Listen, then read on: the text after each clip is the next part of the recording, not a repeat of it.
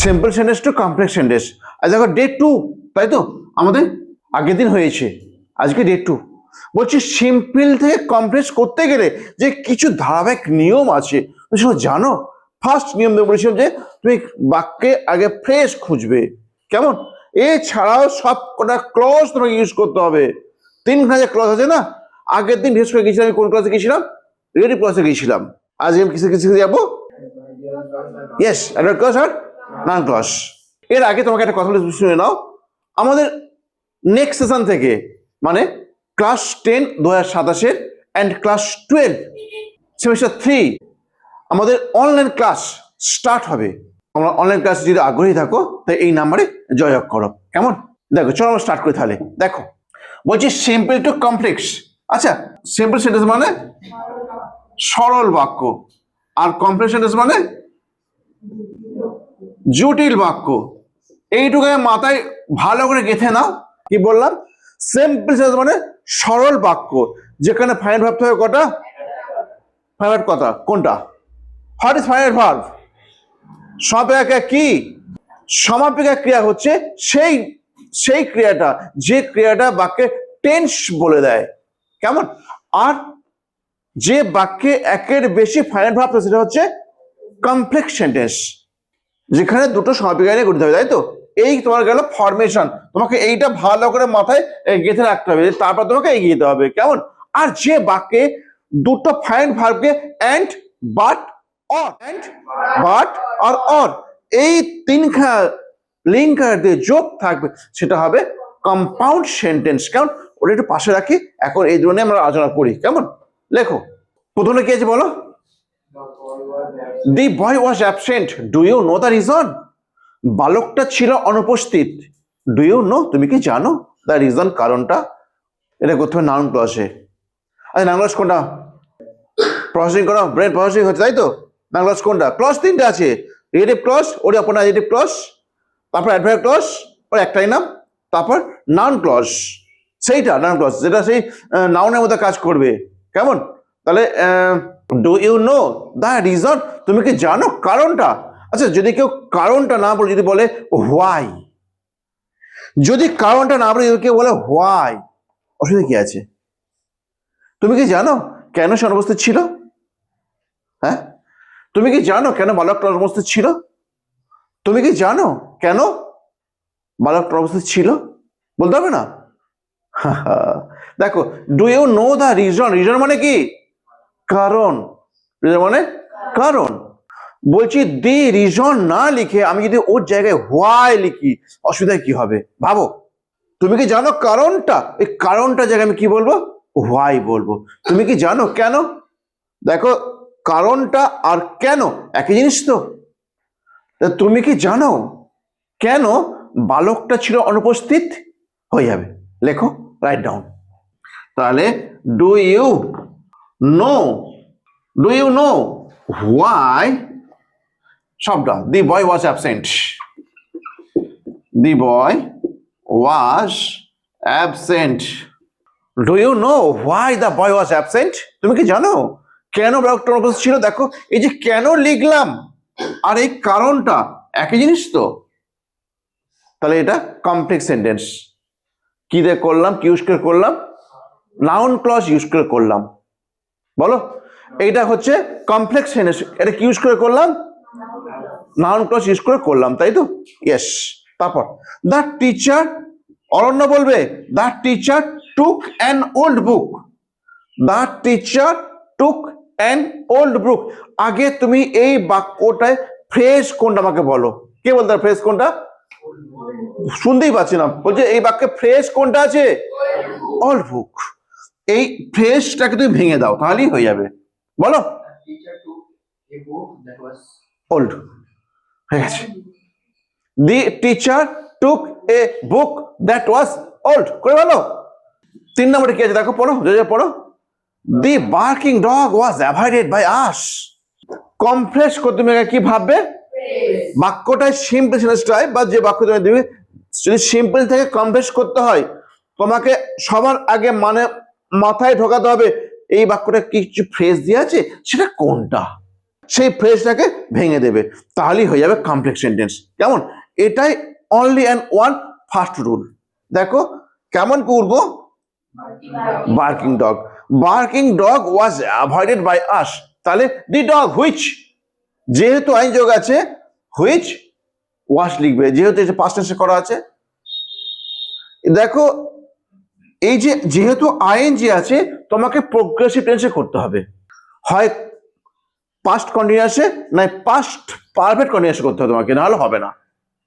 বুঝতে পারলে? যেহেতু আইনজি যোগ আছে কিছু করতে হবে, হয় পাস্ট কন্টিনিউয়াসে নতুবা পাস্ট পারফেক্ট কন্টিনিউয়াসে। তাহলে কেমন লিখে তুমি এটা, দি ডগ দ্যাট বা হুইচ, হুইচ লেখো ভালো হবে, the dog which was barking, তারপর was avoided by us. Clear করে ফেলো, মালা লেখো, the dog which was barking was avoided by us. Clear হয়েছে? Next, the boy took the umbrella, বালকটা নিল ছাতাটা, টু সেভ হিমসেলফ, নিজেকে বাঁচাতে, কি থেকে?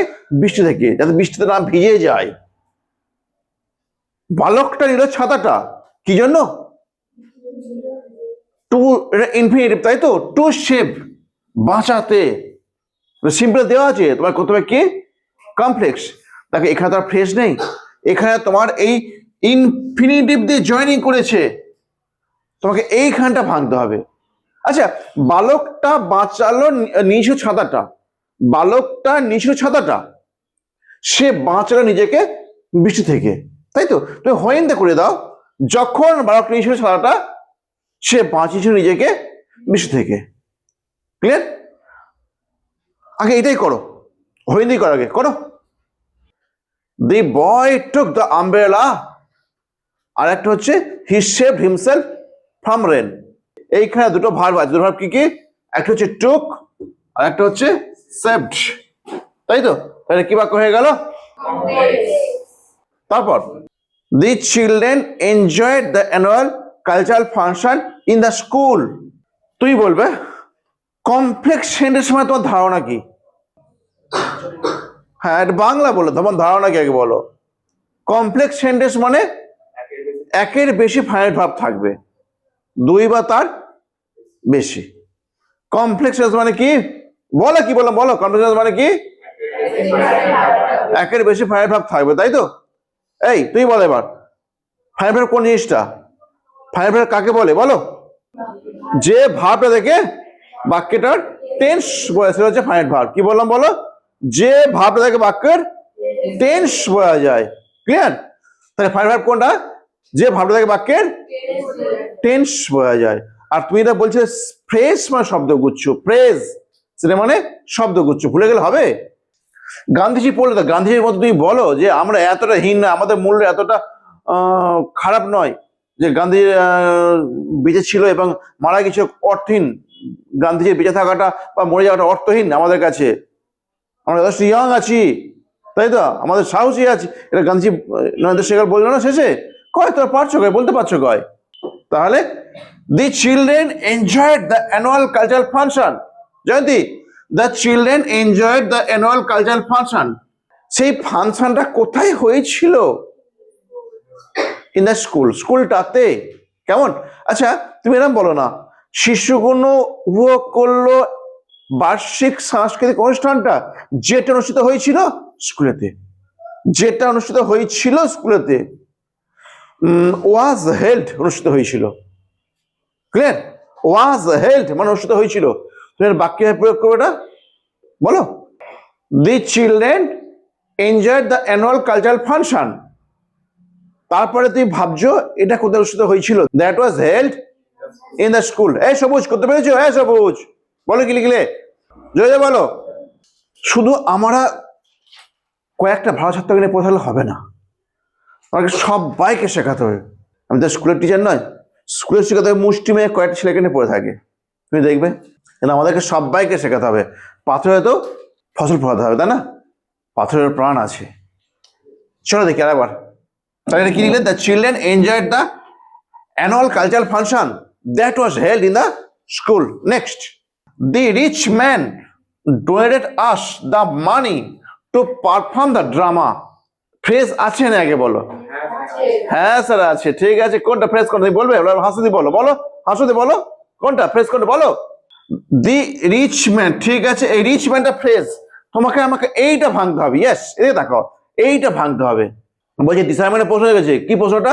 Sir the rich man who was লিখবো, the man who was rich লিখবো, না হু ইজ রিচ লিখবো? বলছি ওয়াজ লিখবে না ইজ লিখবে? তোমার মনে এটা ডাউট একটা আছে, তাই তো? বলছি the man who was rich donated us money. ওয়াজটা কেন লিখবে? কারণ এখানে মেন ভার্ব ডোনেটেড, এটা পাস্ট ফর্মে দেওয়া আছে। যদি এটা পাস্ট ফর্মে দেওয়া থাকে তোমাকে এখানে বি ভার্বটা ওয়াজ লিখতে হবে। ক্লিয়ার? যদি এটা পেন্টে দেওয়া থাকতো তুমি কি লিখতে? ইজ লিখছে। কেমন? ইজ। তুমি কি লিখতে? ইজ লিখতে। তাহলে কি লিখছো বলো? দি দি ম্যান, জোরে জোরে বলো, দি ম্যান লিখতে হবে তোমার। বলো the man who was rich, the man who was rich, তারপর ডোনেটেড আস, এই তো দুজনের গলা পাচ্ছি আমি, ডোনেটেড আস মানে, তারপর টু পারফর্ম দি ড্রামা। তোমার এটা অন্যভাবে লেখা যেতে পারে, বুঝলে? এই যে পারফর্ম দ্য ড্রামা এভাবে লিখলাম না, তোমার এটা অন্যভাবে লেখা যেতে পারে। এই যে টু পারফর্ম দ্য ড্রামা, এটা লেখা যেতে, এটা ভাঙা যেতে পারে। কেমন? তারপর লেখো, এটা শেষ। Gandhiji the father of nation. কেমন? Gandhiji the father of nation was a great leader. Gandhiji কি লিখলাম বলো? Gandhiji the father of nation was a great leader. কেমন? তাহলে যেই গান্ধী সেই কে? The father of nation. এইটা হচ্ছে অ্যাপোজিশন। অ্যাপোজিশন ইউজ করে এটাকে সিম্পল করে দেওয়া আছে, তোমায় করতে হবে কমপ্লেক্সে। তাহলে হু দিয়ে টানো না, হু দিয়ে। গান্ধীজি, যিনি গান্ধী ছিলেন তিনি ছিলেন কে? যিনি ছিলেন গান্ধী তিনি ছিলেন দি ফাদার অফ নেশন। তুমি এখানে হু লিখে দাও, এখানে একটা হু আর বি ভার্ব নিয়ে এসো, হয়ে যাবে। এই যে কমা জায়গায় না একটা বি ভার্ব আছে, এবার বি ভার্ব পাঁচটা আছে, M is R was were. এটা কোন টেন্সের বি ভার্ব এখানে আছে? তুমি বাক্যের বিষয় করে পড়ো, কোন টেন্স আছে? এটা পাস্ট টেন্স। তাহলে পাস্ট টেন্সের বি ভার্ব এখানে আছে। ক্লিয়ার? তাহলে Gandhiji who was the father of nation was a great leader. হয়ে গেছে? করো। তুমি এরকম ক্লাস পাওয়ার জন্য আমার সাথে থাকো। চ্যানেলটিকে যদি এখনো সাবস্ক্রাইব করে না থাকো, তুমি চ্যানেলটিকে সাবস্ক্রাইব করো। যারা এতক্ষণ পর্যন্ত দেখলে তাদেরকে অসংখ্য ধন্যবাদ।